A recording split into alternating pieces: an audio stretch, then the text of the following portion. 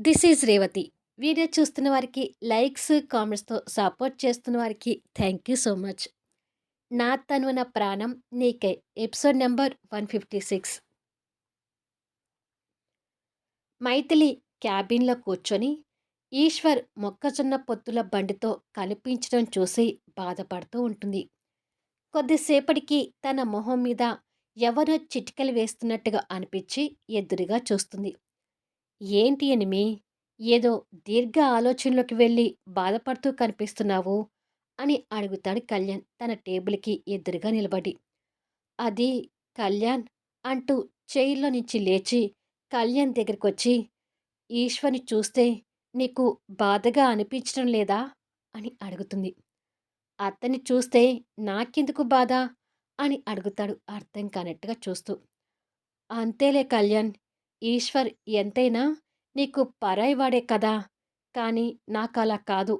వాళ్ళ నాన్న ఎంత దుర్మార్గుడైనా స్వయాన నాకు బాబాయ్. అందుకే మా బాబాయ్ కొడుకుని అలా చూస్తుంటే తట్టుకోలేకపోతున్నాను అని అంటుంది బాధపడుతూ. అబ్బా ఎనిమి, ఎవరి టైం బట్టి వాళ్ళ పొజిషన్ ఉంటుంది. చిన్నతనం నుండి ఆస్తిలో పెరిగిన నేను కూడా నీ కారణంగా గ్యారేజీలో పడుకొని నిద్రపోయే పరిస్థితుల్ని ఎదుర్కోలేదా? అలాగే ఇప్పుడు ఆ ఈశ్వర్ గాడి టైం బాగలేదనుకో అని అంటాడు. అతని టైం బాగలేదని ఎందుకు ఊరుకోవాలి? ఈశ్వర్‌కి మనం ఏదో ఒక సహాయం చేయొచ్చు కదా! అని అంటుంది మైథిలి. వాడి మీద నీ మంచితనం చూపించడం మళ్ళీ మొదలుపెట్టావా? అని అడుగుతాడు కోపంగా చూస్తూ. ప్లీజ్ కళ్యాణ్, నువ్వలా మాట్లాడకు. ఎంతైనా ఈశ్వర్ మనకి బంధువు కదా అని బాధగా చెప్తుంది. తన మాటలకి చిరాకు పడుతూనే, అతనికి ఎలాంటి సహాయం చేద్దామనుకుంటున్నావు అని అడుగుతాడు. ఈశ్వర్కి కొంత డబ్బు ఇద్దాం కళ్యాణ్. ఆ డబ్బుతో ఏదైనా చేసుకొని బతకమని చెప్దాము అని అంటుంది. నేను అమెరికా వెళ్ళాక వాడికి డబ్బిచ్చి బిజినెస్ పెట్టుకోమన్నావు. చివరికి ఏమైంది అని అడుగుతాడు. ఆ బిజినెస్ అతనికి కలిసిరాక ఇలా రోడ్డున పడ్డాడు. ఇంకొకసారి అతనికి డబ్బు సహాయం చేసి చూద్దాము అని అంటుంది. కానీ కళ్యాణ్‌కి అతని మీద నెగెటివ్ అభిప్రాయంతో ఏమీ మాట్లాడలేకపోతుంటాడు. ప్లీజ్ కళ్యాణ్, మొన్నంటే నాకు చెప్పకుండా డబ్బు ఇవ్వటమేనా అని తిట్టావు. కానీ ఈసారి నిన్ను అడుగుతున్నాను కదా! ఈశ్వర్‌కి సహాయం చేయనివ్వు కళ్యాణ్ అని రిక్వెస్ట్ చేస్తుంది. సరే, నీ ఇష్టం. అతనికి ఎంత డబ్బు కావాలో కనుక్కొని ఇవ్వు. కానీ అతని గురించి మనం డిస్కషన్ చేయటం ఇదే లాస్ట్ అండ్ ఫైనల్ కావాలి. అంటే నువ్వు అతనికి డబ్బు ఇచ్చిన తర్వాత ఇక అతని గురించి పట్టించుకోవద్దు. ఇంకెప్పటికి కూడా అతనితో మనకి సంబంధం ఉండకూడదు. డబ్బు తీసుకొని మనకి దూరంగా ఉండమను. నువ్వు దీనికి ఒప్పుకుంటే నువ్వు అతనికి ఎంత డబ్బిచ్చినా నేను కాదని చెప్పను అంటాడు Kalyan. Thank you Kalyan. Thank you so much అని అంటుంది నవ్వుతూ.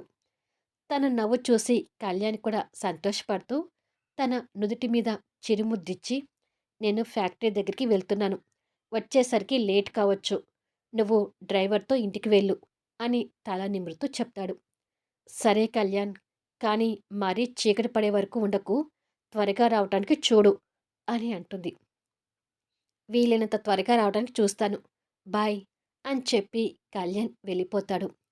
మైథిలి వచ్చి కూర్చొని, ఈశ్వర్ గురించి కళ్యాణ్ ఒప్పుకున్నాడు కాబట్టి సంతోషంగా ఉంది. రేపొకసారి ఈశ్వర్‌ని కలిసి మాట్లాడాలి అని అనుకుంటుంది. కానీ కళ్యాణ్ కారులో వెళ్తూ, లోకం తీరు గురించి మైథిలికి ఇంకా తెలియడం లేదు. ఎవ్వరు ఏంటి అనేది తెలుసుకోలేకపోతుంది. ఆ ఈశ్వర్‌కి డబ్బివ్వటం కూడా ఇష్టం లేదు. కానీ వద్దని చెప్తే బాధపడుతుందని ఒప్పుకున్నాను. కానీ మళ్ళీ మైథిలి ఆ ఈశ్వర్ గురించి ఆలోచించకుండా ఉంటే బెటర్ అని అనుకుంటూ వెళ్తుంటాడు. సాయంత్రం 6 అవుతుండగా భాను క్రాంతి దగ్గరకొచ్చి, నా టైం అయింది క్రాంతి, ఇంటికి బయలుదేరుతున్నాను అని చెప్తుంది. ఓకే, వెళ్ళు అంటుంది క్రాంతి. ఏంటో క్రాంతి, ఈ సూర్య సార్ రాకముందు ఇద్దరం ఆఫీస్‌కి కలిసి వచ్చి, కలిసి వెళ్ళిపోయేవాళ్ళం. కానీ ఈ సూర్య సార్ వచ్చిన దగ్గర నుంచి నీ టైమింగ్స్‌ని మరీ ఓవర్ చేశారు. అని భాను కాస్త కోపంగా అంటుంది. అవును. ఈ టైమింగ్స్‌ని ఫాలో అవ్వాలంటే నాకు కూడా కష్టంగానే ఉంది. ఎన్నో సార్లు అతనితో మాట్లాడినా వినలేదు. సరేలే, సార్ క్యాబిన్‌లోనే ఉన్నాడు. మన మాటలు విన్నారంటే లేనిపోని గోల. నువ్వెళ్ళిపో అని అంటుంది క్రాంతి వర్క్ చేసుకుంటూ. సరే, బాయ్ క్రాంతి అని చెప్పి భాను బయటకొచ్చి, సూర్య సార్ క్రాంతి మీద ఎందుకు ఎక్కువ దృష్టి పెడుతున్నారు అని వాళ్ళ ఇద్దరి గురించి అనుమానపడుతూనే వెళ్ళిపోతుంది. క్రాంతి ఇక వేరే ఆలోచన లేకుండా సూర్య చెప్పిన వర్క్ ఫినిష్ చేయడంలో కాన్సంట్రేషన్ పెడుతుంది. క్యాబిన్‌లో ఉన్న సూర్య గాయమైన చేయి నొప్పితో బాధపడుతూనే టెండర్‌కి సంబంధించిన వర్క్ చేసుకుంటూ, మళ్ళీ ఐశ్వర్య గ్రూప్ ఆఫ్ ఇండస్ట్రీస్‌కి నాకు పోటీ పడబోతుంది. ఈసారైనా ఆ కంపెనీని ఓడించాలి అని అనుకుంటూ బిజీగా వర్క్ చేస్తుంటాడు. అలా టైం నైట్ 10:30 అవుతుండగా క్రాంతి ఫైల్ పూర్తి చేసి సూర్య క్యాబిన్ దగ్గరికి వెళ్ళి, వర్క్ ఫినిష్ చేశాను సార్ అని చెప్తుంది. సూర్య తన మాటలతో తలెత్తి తనను చూసి, తర్వాత చేతి వాచ్ చూసుకొని, ఓకే, ఇక వెళ్ళు అని అంటాడు. ఆరోగ్యం బాగలేని టైంలో మీరు కూడా ఇంత స్ట్రెస్ తీసుకోవడం మంచిది కాదు సార్. మీరు కూడా ఇంటికి వెళ్ళండి అని అంటుంది క్రాంతి మంచితనంతో చెప్తూ. నీ సలహాలు నాకేం అవసరం లేదు. నువ్వెళ్ళు అంటూ తనని కసిరిస్తాడు. అతని ప్రవర్తన మామూలే అన్నట్టుగా క్రాంతి చూసి క్యాబిన్ నుండి బయటకొచ్చి హ్యాండ్ బ్యాగ్ తీసుకొని ఆఫీస్ నుంచి బయటపడుతుంది. తను బయటికి రావటం ఆలస్యం. రౌడీలు తనని ఫాలో అవుతూ వాళ్ళల్లో ఒకడు జెస్సీకి ఫోన్ చేస్తుంటాడు. వాళ్ళ కాల్ కోసం చూస్తున్న జెస్సీ లిఫ్ట్ చేసి ఏమైంది అని అడుగుతుంది. ఇప్పుడే ఆ క్రాంతి బయటికొచ్చింది మేడం. తనని ఫాలో అవుతున్నాము అని చెప్తాడు రౌడీ. గుడ్. ఈ ఫోన్ కాదు. తనకు తెలియకుండా నాకు వీడియో కాల్ చేసి తనని ఫాలో అవ్వడం, తనని కిడ్నాప్ చేయటం నాకు లైవ్‌లో చూపించు అని అంటుంది. ఓకే మేడం అని చెప్పి ఆ రౌడీ జెస్సీకి వీడియో కాల్ చేస్తాడు. క్రాంతి రోడ్డు మీద నడుస్తూ, ఈ టైం వరకు బస్సులుండవు. ఆటో వస్తే ఆటో అయినా ఎక్కుదాం అని ఓ దగ్గర నిలబడి ఆటో కోసం చూస్తూ ఉంటుంది. ఇక్కడ జెస్సీ పొగ్గరగా నవ్వుతూ తనని ఫోన్లో చూస్తూ ఉండగా ఒక రౌడీ క్రాంతి వెనుకగా వచ్చి తన నోరు మూస్తాడు. ఫోన్లో అది చూసి జెస్సీ సంతోషపడుతుంటుంది. ఏం జరుగుతుందో తెలియక క్రాంతి ఒక్కసారిగా భయపడుతూ ఉండగానే తన ఎదురుగా మరో నలుగురు రౌడీలొస్తారు. వాళ్ళని చూసి ఇంకా భయపడుతూ నోటి మీద పెట్టిన రౌడీ చైన్ని తీయాలని చూస్తుంటుంది. మరొక రౌడీ కార్ తీసుకుని రాగానే అందరూ కలిసి బలవంతంగా తనని కారులో కూర్చోబెట్టడం చూసి జెస్సీ సంతోషపడుతుంటుంది. అలా కార్‌లో కూడా క్రాంతి నోరు మూసే కార్‌ని ఫాస్ట్‌గా తీసుకొని వెళ్తుంటారు. క్రాంతి వాళ్ళని చూసి భయపడుతూ వారి నుండి తప్పించుకోవాలని శత విధాలుగా ప్రయత్నం చేస్తూ ఓడిపోతుంటుంది. కొద్దిసేపటికి తనని చెట్ల పొదల్లోనే ఓ నిర్మానుష ప్రదేశంలోకి తీసుకువెళ్ళి పడేస్తారు. కింద పడిన క్రాంతి వాళ్ళని చూసి భయపడుతూ, ఎవరు మీరు? నన్నెందుకు ఇక్కడికి తీసుకొచ్చారు అని అడుగుతుంది. ఎందుకు తీసుకొచ్చామో చూస్తుంటే నీకు అర్థం కావట్లేదా అంటాడు ఒక రౌడీ తనని కోరికతో చూస్తూ. వాడి చూపులకి క్రాంతి భయంతో ప్రాణాలు గుప్పెట పట్టుకున్నట్టుగా ఉంటుంది. ఫోన్లో తనని అలా చూసి జెస్సీ తెగ సంతోషపడుతుంటుంది. తనకి ఇంకా అర్థం కావట్లేదేమోరా, క్లియర్‌గా చెప్దాము అంటూ ఇంకొక రౌడీ ముందుకు వచ్చి, నిన్ను రేప్ చేద్దామని తీసుకొచ్చాము పాపా. కాసేపు వరకు మాకు సహకరిస్తే మంచిది. లేకపోతే నీ ప్రాణాలు కూడా తీస్తాము అంటూ రౌడీలు క్రాంతి దగ్గరికొస్తుంటారు. వాళ్ళని, వాళ్ళ మాటల్ని చూసి క్రాంతి భయపడుతూ లేచి పారిపోబోతుంటే తన దారికి ఇంకొక రౌడీ ఎదురుగా వస్తాడు. వాడిని చూసి క్రాంతి భయపడుతూ ఉండగానే, ఎక్కడికే పారిపోవాలని చూస్తున్నావు అంటూ తన ముందుకొస్తుంటాడు. ఆ రౌడీలను చూస్తున్న క్రాంతికి భయంతో వణికిపోతూ చెమటలు పడుతుంటాయి. ఇది కదా నేను చూడాలనుకుంది. లేకపోతే నన్నే కొడతావా క్రాంతి? అని జెస్సీ ఫోన్‌లో చూస్తూ కక్ష కడుతుంటుంది.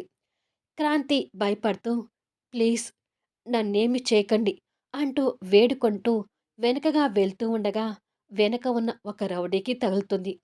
భయంగా వెనక్కి చూసేసరికి వాడు కోరికతో నవ్వుతూ క్రాంతికి కనిపిస్తుంటాడు. వాడిని చూసి ఇంకా భయపడుతూ ప్లీజ్ నన్ను వదిలేయండి అంటూ రిక్వెస్ట్ చేస్తుంది. జెస్సీ అదంతా వీడియో కాల్ చూస్తూ సంతోషపడుతుంటుంది. నేను తీసుకొచ్చింది వదిలేయటానికి కాదే, ఫుల్‌గా అనుభవించటానికి అంటూ తన డ్రెస్ మీద ఉన్న దుప్పటాన్ని తీసి అవతలికి వేస్తాడు. వెంటనే క్రాంతి శరీరాన్ని దాచుకోవడానికి చేతులు కప్పుకొని నన్ను వదిలేయండి అంటూ కన్నీళ్లు పెట్టుకుంటూ వేడుకుంటుంది. నువ్వు ఎన్ని కన్నీళ్లు పెట్టుకున్నా మా నుంచి తప్పించుకోలేవు అంటూ క్రాంతిని కింద పడేస్తాడు వాడు. అక్కడి నుంచి క్రాంతి లేవబోతూ ఉండగా పశువులాగా ఒకడు క్రాంతి మీద పడతాడు. వాడిని వదిలించుకోవడానికి క్రాంతి ప్రయత్నం చేస్తూనే విఫలమవుతూ ఉంటుంది. వాడు తన బట్టలు చించటానికి రెడీ అవుతుంటాడు. ఫోన్లో అది చూసి జెస్సీ తెగ నవ్వుతూ ఇక నో ఛాన్స్ క్రాంతి. ఇక నీ పని అయిపోయినట్టే. ఇక ఇంతకంటే చూస్తే బాగోదులే అని ఫోన్ కట్ చేయబోతుండగా రేయ్ అంటూ ఒక గాండ్రింపు అరుపు వాళ్ళందరి వెన్నులో వణుకు పుట్టేటట్టుగా వినిపిస్తుంది. ఆ అరుపు విని కాల్ కట్ చేయబోతున్న జెస్సీ ఆగిపోతుంది. క్రాంతి మీద ఉన్న వాడితో సహా అందరూ అటువైపుగా చూసేసరికి కళ్ళల్లో నిప్పులు కురిపిస్తున్న కళ్యాణ్ కనిపిస్తుంటాడు. ఆ తర్వాత సూర్య కూడా ఆవేశంగా కళ్యాణ్ పక్కకు వచ్చి నిలబడతాడు. వాళ్ళని చూడగానే క్రాంతికి పోయిన ప్రాణాలు తిరిగి వస్తున్నట్టుగా ఉంటే క్రాంతి మీద ఉన్న రౌడీ వాళ్ళని చూసి పట్టు వదులుతాడు. దాంతో క్రాంతి వాణ్ణి పక్కకు తోసేసి సూర్య అంటూ పరిగెత్తుకుంటూ వచ్చి సూర్యాని హక్ చేసుకుంటుంది. ఆ దృశ్యం ఫోన్లో కనపడగానే జెస్సీ నెత్తి మీద పెద్ద పిడుగు పడినట్టుగా అవుతుంది. మళ్ళీ నెక్స్ట్ వీడియోలో కలుద్దాం.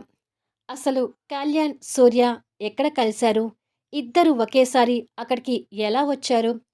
జెస్సీ నిజస్వరూపం ఇక్కడ బయటపడుతుందా? ఈశ్వర్ మైథిలి ఇచ్చే డబ్బు తీసుకుంటాడా? లేక ఇంకా ఏదైనా అతి తెలివి ప్రదర్శించబోతున్నాడా? తెలుసుకోవాలి అంటే అద్భుతమైన కథనంతో ఆసక్తికరంగా సాగిపోయే కథా వీడియోస్ని మిస్ కాకుండా చూడండి. కథ నచ్చితే లైక్ చేయండి, కామెంట్ షేర్ చేయండి, సబ్స్క్రైబ్ చేసుకొని ఛానల్ షేర్ చేస్తూ సపోర్ట్ చేయండి.